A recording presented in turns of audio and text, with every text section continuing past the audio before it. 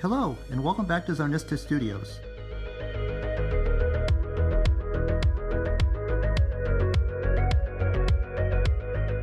When you combine original vintage, ongoing Hasbro, and sprinkle in some wonderful customs by some passionate creators, you really can put together one heck of a collection. I want to take a moment and say thank you to all the makers, from Kenner to Hasbro, everyone else. You really do amazing work, and my collection wouldn't be the same without you. And to be honest, without the customs, I wouldn't have any collection. Kenner's original design team, they just nailed the look and feel right out of the gate. During that 1978 to 1985 run, there were some glaring omissions. Thanks to the passion of very talented artists, we now have a lot of those holes filled. What I hope to share with you today is how to combine original vintage figures with ongoing Hasbro and fill in some of those gaps with some of the work of some very talented, passionate artists. So let's go ahead and take a look at some of these interesting pieces and see how I put my dioramas together. So let's take a moment and thank all the makers, from Kenner to custom.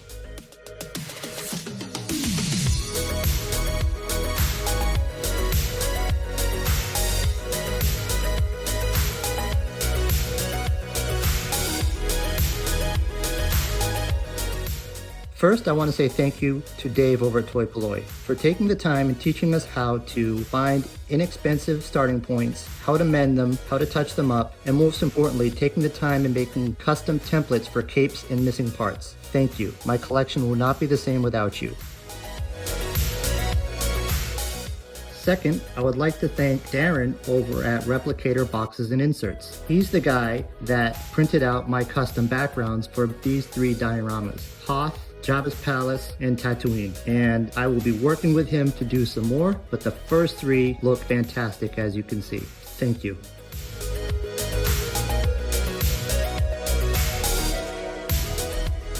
Third, I want to thank StanSolo. You're the guy that makes the weapons that arm everyone in my collection. They really fit the bill. Thank you.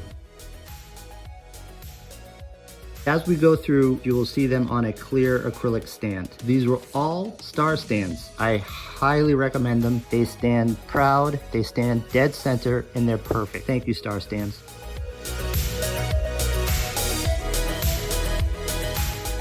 This brings us to the opening of Star Wars 1977, where Hasbro finally released a diorama playset of the Tantive 4. And as you can see, they did knock it out of the park. It really fits the bill, fits perfectly on your shelf, well executed. Thank you, Vintage Collection, thank you, Hasbro.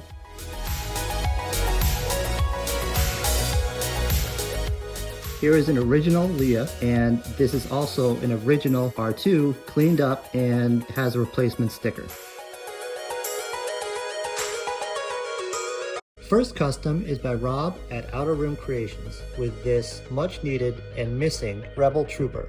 He looks fantastic on the Tantive 4. As you can see, with Darth Vader, some Stormtroopers, a Rebel Trooper, Leia, R2, and C-3PO, the Tantive 4 looks really cool, but I still need a few more Fleet Troopers and Stormtroopers to really make this pop. My little blue Gonk droid over in Tatooine was missing his little black antenna. Luckily, I was able to find someone on eBay selling a 3D replica, and it looks perfect, and it was relatively inexpensive. Now, one of my favorite scenes in my Tatooine diorama has the Sand People and the Jawa droid sale. As you can see, the little R5D4 is all cleaned up and has a replacement sticker. It looks fantastic. And the little Aqua droid is by none other than StanSolo, and it really helps round out the diorama and gives it a little bit of variety.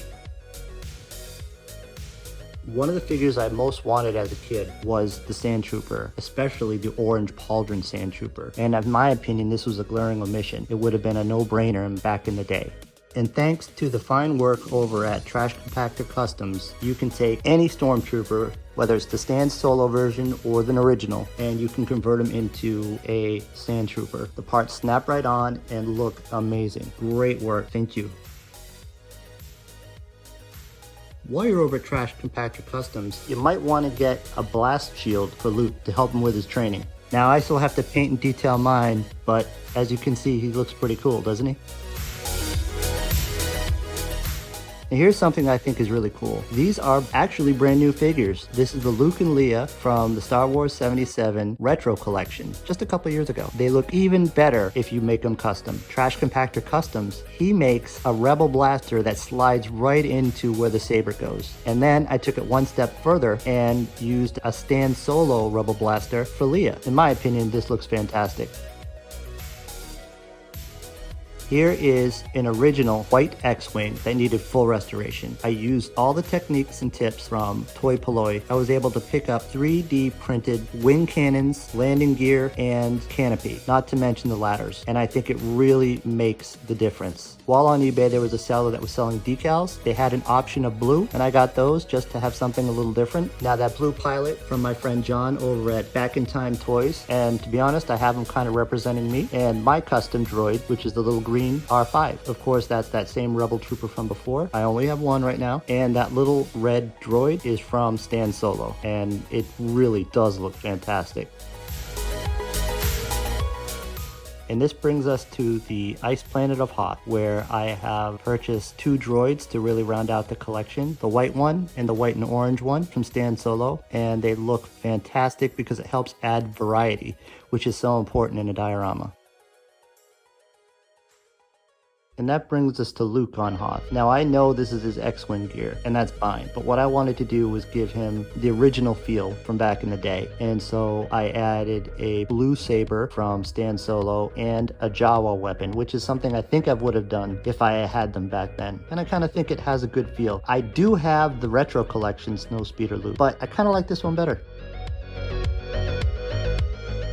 Now this is probably the best example of what my collection is. Original figures, or original looking Kenner style figures with the most up to detail Star Wars ships. For me, that's the perfect combination. And over the last few years, I would like to thank Hasbro and the Vintage Collection for re-releasing some of the biggies. And one of them is the Millennium Falcon, which I got, and I know everybody thought it was expensive, and I did too, but I'm happy to have it. I also picked up Slave 1 and Luke's X-Wing, and I'm happy to have all of them in my collection. And to be honest, I wouldn't have purchased any of the new vehicles if it wasn't for the custom style Kenners that people are creating and the original vintage. I think the two together really look cool.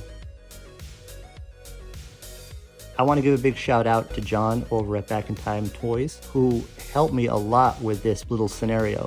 First, he led me in the right direction where I could get the dark gray pieces, the light and the 2 boxes. Those come from the Saga collection from the R2. Not to mention, he 3D printed the original looking boxes from the Dagobah playset, and I like the look of this whole layout.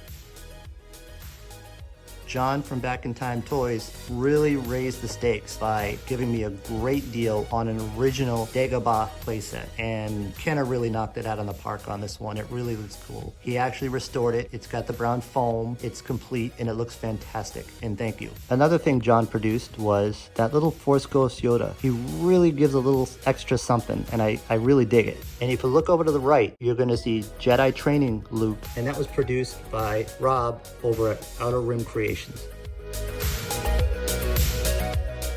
And one of the coolest new additions from John over at Back in Time Toys, he made this little dark brown vinyl cape Jawa, and he really looks so cool. I had to put him in Jabba's palace, and he is right next to a custom Boba looking droid by Stan Solo, and if you look in the far back, you'll see a blue snag also by Stan Solo.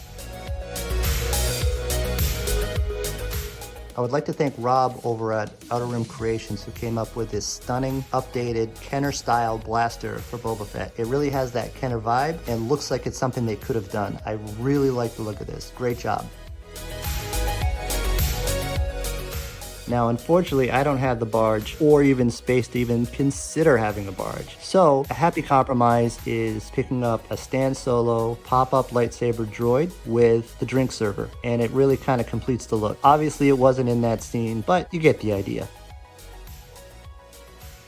And as it stands now, the absolute jewel of the Jabba's palace is Jabba Slayer Leia by Rob over at Outer Rim Creations. This is truly magic. It's a masterpiece. It really is what Kenner should have produced. Just look at her. She just looks right. Well done, Rob. One of the coolest pieces I have is something that the Vintage Collection came out with pretty recently, and that is the skiff. I adore this replica. It looks fantastic. One of my favorite parts is they didn't put foot pegs, which means I can use star stands with my figures and I can put them wherever they want and really, really play with it. The other thing on this is that all the figures are original vintage, and there is one bonus custom made by Rob over at Outer Rim Creations. And what I like about it is it doesn't have the big fat neck of the one that came with the carbonite block. It's a little more natural looking, and it's a really well done custom, and it really completes the look of this skiff. And that brings us to our Endor diorama, and we'll begin with the Ewoks, and these are all original Ewoks, and they're combined with the Endor playset that was done by the Power of the Force 2. It came with a bunker, a tree, and a catapult, and it was really a cool playset, and I didn't know about it till very recently myself. That's that bunker we were talking about from the Endor playset from the Power of the Force 2 collection. And of course, Endor would not be complete without speeder bikes, biker scouts, stormtroopers, and Luke and Leia. The star of the show are these custom acrylic stands by Zach Paris. I highly recommend Zach Paris. He's on eBay and he sells a wide variety of stands, and they look fantastic and really help complete the look of any diorama.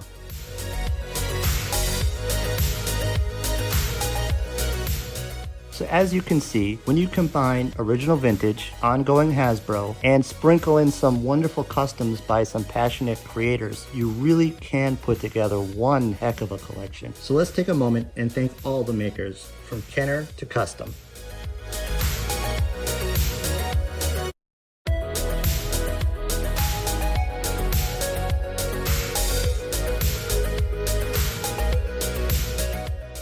Our websites, creators, and things mentioned today will be listed in the links below. So thank you for stopping by, and happy collecting. We'll see you soon.